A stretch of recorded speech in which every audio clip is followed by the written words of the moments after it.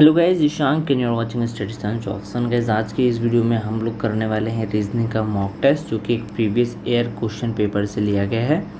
तो चलिए शुरू करते हैं। और शुरू करने से पहले मैं आपको एक चीज़ बताना चाहता हूँ कि आपको अपना जो स्कोर है वो लिखना है कमेंट सेक्शन में जब आप क्वेश्चन को सॉल्व करें। जब मैं क्वेश्चन को सॉल्व करवा रहा हूँ, सबसे पहले आपको क्वेश्चन देखना है, उसके बाद आपको इसको पॉज करना है।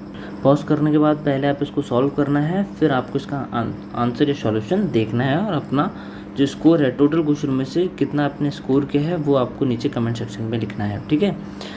तो और आपको अगर ये वीडियो पसंद आता है तो प्लीज़ गाइस इसको लाइक कीजिए और मेरे चैनल को सब्सक्राइब कीजिए और आने वाले क्वेश्चंस के लिए, ठीक है। तो चलिए शुरू करते हैं। सबसे पहले क्वेश्चन जो है हमारा वो है मिरर इमेज से है। तो देखिए इसको कैसे सॉल्व करते हैं। मिरर इमेज में आपका इस साइड जो है वो आंसर है, ABCD में से एक आपका एक आंसर होगा जो मिरर इमेज के इस साइड बनेगा, इस साइड, ठीक है। तो B और C में जो ज़्यादातर लोग कंफ्यूज हो जाएंगे, क्योंकि A और D में से कोई भी ऑप्शन नहीं होगा, ठीक है। ये हमेशा उल्टा ही बनता है मिरर इमेज। और अगर आप B और D में ध्यान से देखें तो आपको यहाँ पे डिफेक्ट नज़र आएगा B वाली फ़ोटो में, और पैर में डिफेक्ट नज़र आएगा। तो हमारा आंसर जो होगा वो D ऑप्शन हो जाएगा, ठीक है। आपको उसको ठीक से देखना है पॉज करके। नेक्स्ट क्वेश्चन है हमारा पेपर इमेज से रिलेटेड है, जिसमें पेपर फोल्ड किया जाता है, उसके बाद उसमें एक इमेज क्रिएट की जाती है जिसको पेपर खोलने के बाद बताना पड़ता है कि वो इमेज पूरे पेपर में कैसी बनी होगी, ठीक है। तो इस पेपर को पहले इस साइड से फोल्ड किया गया है, फिर इस साइड से फोल्ड किया गया है, ठीक है। तो यहाँ पे आपका ये जो डायग्राम है ये स्क्वायर बना रखा है। तो जब ये खुलेगा दोबारा से तो कैसा डायग्राम बनेगा। तो सबसे पहले ये और ये ऑप्शन तो आपका देखते ही कट जाएगा, क्योंकि ऐसी कोई डायग्राम जो है वो बनने वाली है नहीं, ठीक है। नेक्स्ट B और C में ज़्यादातर बच्चे कंफ्यूज होंगे और वो B को ऑप्शन टिक लगा देंगे, बट ऐसा नहीं होगा। क्यों? क्योंकि अगर हम इस पेपर को दोबारा खोलेंगे उस साइड से तो इस टाइप की आकृति बनेगी, ना कि इस टाइप की, ठीक है। तो यहाँ पे हमारा जो ऑप्शन है वो C सही हो जाएगा, ठीक है। नेक्स्ट क्वेश्चन की तरफ चलते हैं। हमारा नेक्स्ट क्वेश्चन जो है वो रिलेटेड है अल्फ़ाबेटिकल ऑर्डर से, मींस अल्फ़ाबेट के ऑर्डर के अकॉर्डिंग हमको इसको अरेंज करना है, ठीक है। तो सबसे पहले ABCD के अकॉर्डिंग ही हमको इसको अरेंज करना है। अगर आप चारों ऑप्शन को देखें तो चारों ऑप्शन में आपको पता चलेगा कि डायरेक्ट T तक सब कुछ कॉमन है। उसके बाद चेंजेस क्या रखे हैं, चेंजेस आपका I और O में चेंजेस है। 3 और 4 में कन्फ्यूज़न हो सकता है, आप O आ गया तो सबसे पहले क्या आता है O, ठीक है। तो हमारा D ऑप्शन जो है यहाँ पे सही हो जाएगा, ठीक है। तो सबसे पहले आपको मेथड ये आना चाहिए कि आप ऑप्शन को कैसे एलिमिनेट करते हैं, वो आपका तरीका होना चाहिए, ठीक है। नेक्स्ट क्वेश्चन की तरफ चलते हैं। नेक्स्ट क्वेश्चन भी सेम वही क्वेश्चन है। इसमें आपको अल्फ़ाबेटिकल ऑर्डर से ही अरेंज करना है इसको, और ये मैं आपको दे रहा हूँ होमवर्क में। इसका जो आंसर है वो आपको कमेंट सेक्शन में लिखना है, ठीक है। जितने भी ये वीडियो देख रहे हैं प्लीज़ इसका आंसर कमेंट सेक्शन में लिखना कि आपको इसका कौन सा ऑप्शन लग रहा है, A, B, C और D, इनमें से आपको कौन सा ऑप्शन सही लग रहा है, ठीक है। ये आपको ऑप्शन में कमेंट। नेक्स्ट क्वेश्चन की तरफ चलते हैं। इसमें ये जो नेक्स्ट क्वेश्चन है हमारा, इसमें आपको बताना है कि इसमें विषम कौन सा है, ऑड कौन सा है। जो चारों में डिफरेंट है वो हमें निकालना है। अगर आप देखें 225 जो है, 625 और ये सब जो है 5 से डिविजिबल होंगे, लेकिन अगर आप थोड़ा सा गौर से देखो तो ये 15 का स्क्वायर हो रहा है, ये 25 का स्क्वायर है, ठीक है। मीन्स 625 का जो स्क्वायर रूट है वो 25 होता है, और 225 का जो स्क्वायर रूट होता है वर्गमूल वो 15 होता है। अब यहाँ पे आपको ये और ये चेक करना है। अगर मैं आपको बताऊँ 50,625 जो है वो 225 का स्क्वायर होता है, मीन्स अगर मैं इसका स्क्वायर रूट निकालूँ तो 225 आएगा। बट ये वाला जो नंबर है 3375, ये किसी का स्क्वायर रूट नहीं होता है, ठीक है। तो यहाँ पे जो ऑड नंबर होगा वो हमारा B हो जाएगा ऑप्शन, ठीक है। तो नेक्स्ट क्वेश्चन की तरफ चलते हैं। यहाँ पे नेक्स्ट क्वेश्चन ये आप देखते ही बता दोगे, क्यों? क्योंकि 18, 15 और 21 ये तीनों 3 से डिविजिबल हैं, बट 25 जो है वो 3 से डिविजिबल नहीं है। तो ये हमारा आंसर हो जाएगा जो कि ऑड होगा सब में। ये हमारा सीरीज से रिलेटेड क्वेश्चन है, प्रोपोर्शन से रिलेटेड क्वेश्चन है। तो इसमें आपको मिसिंग नंबर बताना है, ये क्या होगा, ठीक है। तो चलिए देखते हैं। अगर आप देखें ये 4 का स्क्वायर हुआ है ना, ये आपका 4 की क्यूब हो गया, मीन्स 4 4 जा 16 और 16 4 जा 64। ये आपका 7 का स्क्वायर हो गया, और अगर मैं 7 की क्यूब की बात करूँ तो वो होता है 343। तो यहाँ पे हमारा ए ऑप्शन सही हो जाएगा। ठीक है, तो आपको इसी तरीके से चीज़ें नोटिस करनी है जब आपके इस टाइप के क्वेश्चन आते हैं। नेक्स्ट क्वेश्चन हमारा फिजिक्स से रिलेटेड है, जो कि पहला क्वेश्चन था ये सेम उसी की तरह है बट थोड़ा सा डिफरेंट है। जैसे ऊष्मा का जो मात्रक होता है वो कैलोरी होता है, तो यहाँ पे आपको फिजिक्स पता होनी चाहिए ध्वनि का मात्रक क्या होता है। ठीक है, ध्वनि का मात्रक ना ही नॉट होता है, ना ही वेक्टर होता है, और जूल तो वर्ग का होता है। ठीक है, तो ध्वनि का मात्रक हो जाएगा डेसिमल। ठीक है, तो इसके लिए आपको थोड़ा फिजिक्स का भी ज्ञान होना चाहिए रीजनिंग के लिए। तो यहाँ पे आपका ऑप्शन डी सही हो जाएगा। नेक्स्ट क्वेश्चन भी उसी की तरह ही है। यहाँ पे आपको क्वेश्चन वाला जो टर्म है वो ढूंढना है। ठीक है, तो क्या हो सकता है क्वेश्चन वाला टर्म? अगर हम देखें इसमें इन दोनों के बीच का जो डिफरेंस है 36 और 450 का 14 है। ठीक है, स्क्वायर से बिल्कुल नहीं होगा, क्योंकि अगर मैं 6 का स्क्वायर निकालूं तो 36 होगा, बट 50 का नहीं, वो नहीं हो सकता है ना। डिफरेंस ही देखते हैं, 14 और आपका 64 और किसका 78। हाँ, 78 और 64 का अगर आप डिफरेंस देखेंगे तो वो 14 आएगा। तो यहाँ पे आपका सी ऑप्शन जो है वो सही हो जाएगा।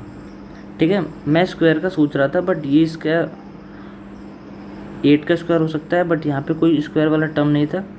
ठीक है, तो स्क्वायर वाला तो चलेगा नहीं, तो डिफरेंस वाला ही सही था इसमें।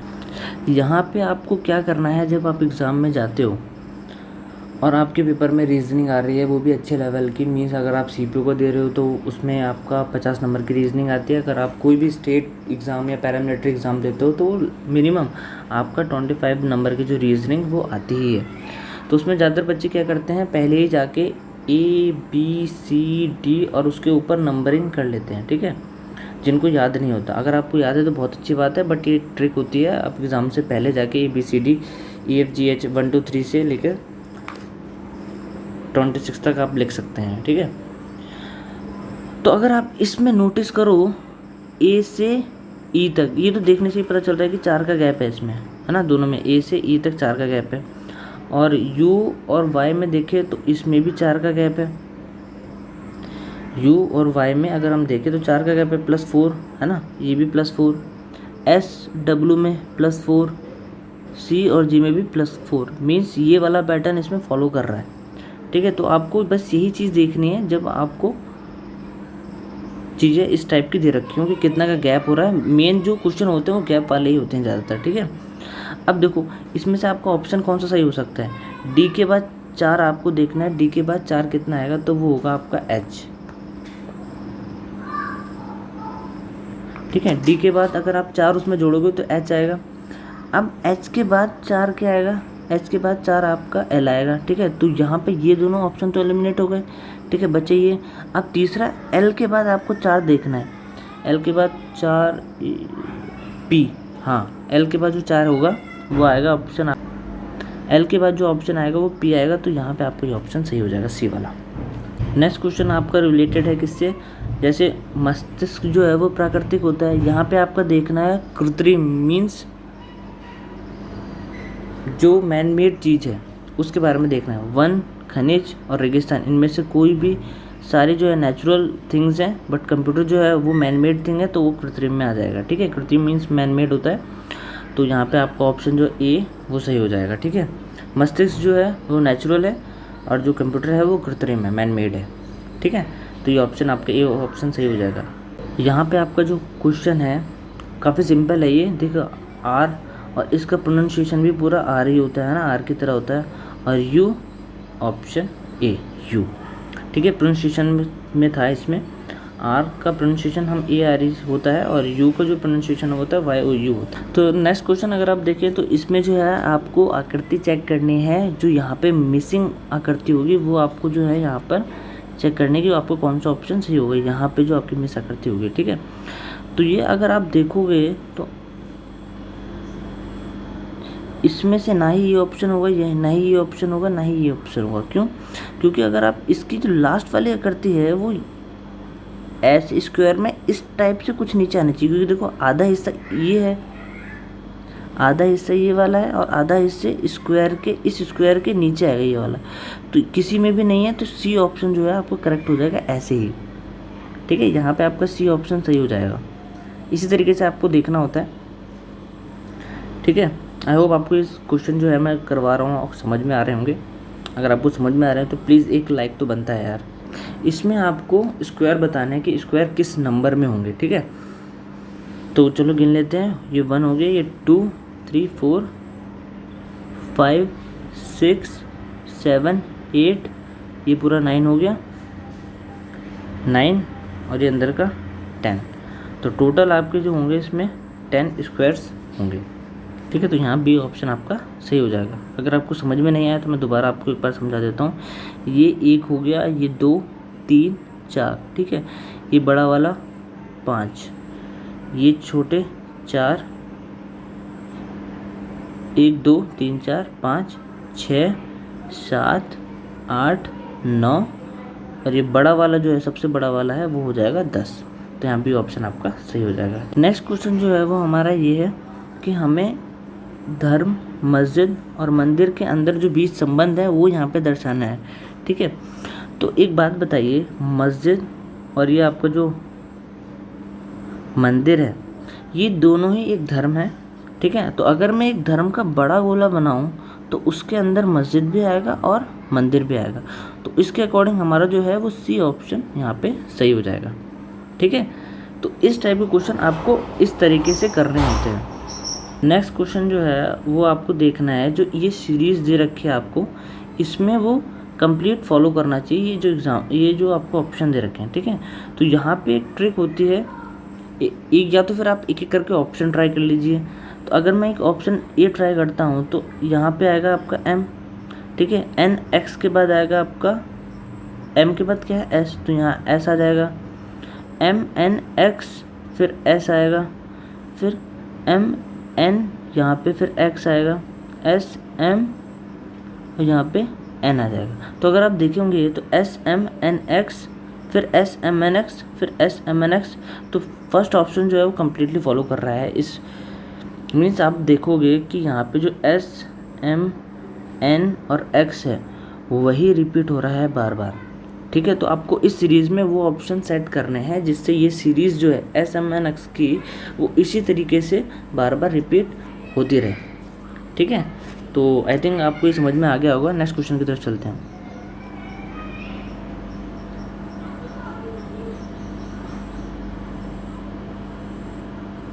नेक्स्ट क्वेश्चन जो है आपका वो ये है कि लेग को 396 लिखा गया है। लेग को 396 लिखा गया है, तो फिर आपको बताना है कि बैक को कैसे लिखा जा सकता है। अगर मैं आपको बताऊं, यहाँ पे हमें दे रखा था LACK लेग। अगर मैं आपको L का नंबर बताऊं कि L किस नंबर पे होता है, तो L होता है आपका 12 नंबर पे होता है, A का 1 नंबर होता है और C का 3 होता है और K का आपका होता है 11। ठीक है, तो हमें दे रखा है कि 396 जो है 396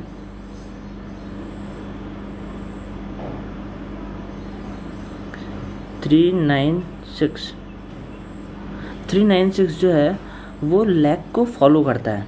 ठीक है, लेग जो है 396 से रिप्रेजेंट होता है। अगर मैं इसको ऐड करूँ तो 396 तो आएगा नहीं, है ना। तो एक बार इसको मल्टीप्लाई करके देख लेते हैं।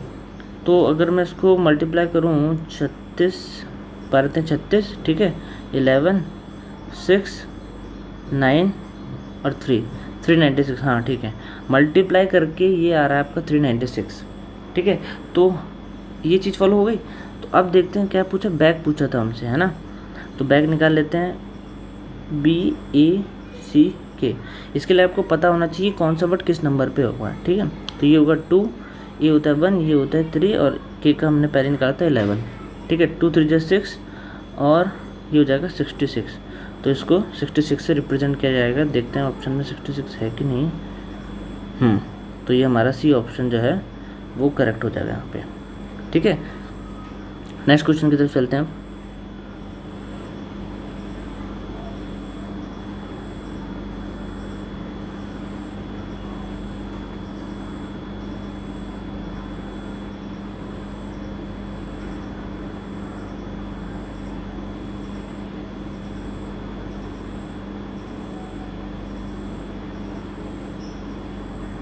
इसमें हमको बताना है कि इसमें जो ट्रायंगल होंगे, जो त्रिभुज होंगे, वो टोटल कितने होंगे। ठीक है, तो चलिए गिन लेते हैं। 1 2 3 4 5 6 7 8 9 10 11 12 और हो जाएगा आपका 13 14 15 और 16। ठीक है, तो बी ऑप्शन आपका सही हो जाएगा। अगर आपको समझ में नहीं आया तो एक और बार देख लेते हैं इसको।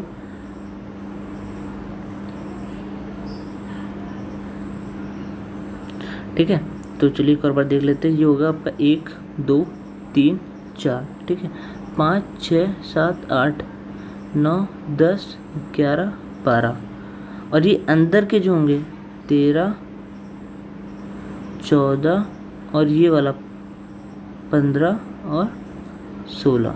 तो इस टाइप से हमारा बी ऑप्शन सही हो जाएगा। 16 टाइप के जो हैं ट्रायंगल इसमें हैं। नेक्स्ट क्वेश्चन की तरफ देखें तो यहाँ पे हमें आंसर का डायग्राम बताना है। ठीक है, आंसर का डायग्राम कितना होगा, मीन्स ये जो आकृति है वो इसमें से किस वाले ऑप्शन में रिप्रेजेंट हो रही है। तो ये तो काफ़ी इजी क्वेश्चन है। ये रिजेक्ट हो गया, ये रिजेक्ट हो गया, ये रिजेक्ट हो गया, ये ऑप्शन हो गया आपका, क्योंकि ये मुस्कुरा रहा है और बाकी सब इन तीनों, ये जो 3 है वो उदास हैं। ठीक है, तो ऑप्शन ए आपका हो गया सही। नेक्स्ट क्वेश्चन की तरफ चलते हैं। नेक्स्ट जो क्वेश्चन है वो आपका ये है, ये भी सेम ही उसी तरीके का क्वेश्चन है। ये वाली जो आकृति है वो इनमें से किस ऑप्शन में आएगी। ठीक है, तो यहाँ पे आपको थोड़ा सा गौर करके देखना है कि अगर आप देखें कि ये जो डायग्राम है वो इस तरीके का बना हुआ है, यहाँ पे ये लाइन है यहाँ पर इस तरह का। ठीक है, तो ये भी देखना है आपको कि यहाँ पे जो मैंने यहाँ पे एरो किया है, यहाँ पे भी गैप है ना, यहाँ पे भी गैप है।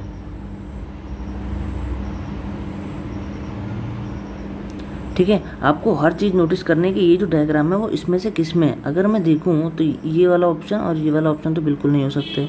ठीक है, इसमें मैं जो गैप आपको बता रहा था ये इसमें नहीं है, तो आपका ऑप्शन जो है ये सही हो जाएगा, क्योंकि इसमें गैप भी है और आपको ये सारे जो ये वाली जो डायग्राम है वो उसको रिप्रेजेंट भी कर रहा है इसमें। ठीक है, तो ये वाला ऑप्शन हो जाएगा। अगर मैं आपको दोबारा डायग्राम बना के दिखाऊँ ये वाला,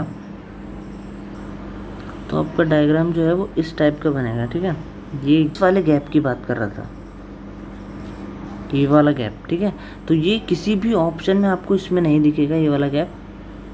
ठीक है, तो और वो सिर्फ इसी ऑप्शन में है वो वाला गैप, मीन्स ये वाला जो इस साइड है। ठीक है, तो क्वेश्चन के अकॉर्डिंग क्या कर रहा है कि जो 12 किलोमीटर वो उत्तर की तरफ जाता है, 10 किलोमीटर वो पूर्व की तरफ जाता है, मीन्स 12 किलोमीटर वो नॉर्थ की तरफ गया, 10 किलोमीटर जो है वो ईस्ट की तरफ गया और फिर 12 किलोमीटर जो है वो दक्षिण की तरफ मतलब साउथ की तरफ आया।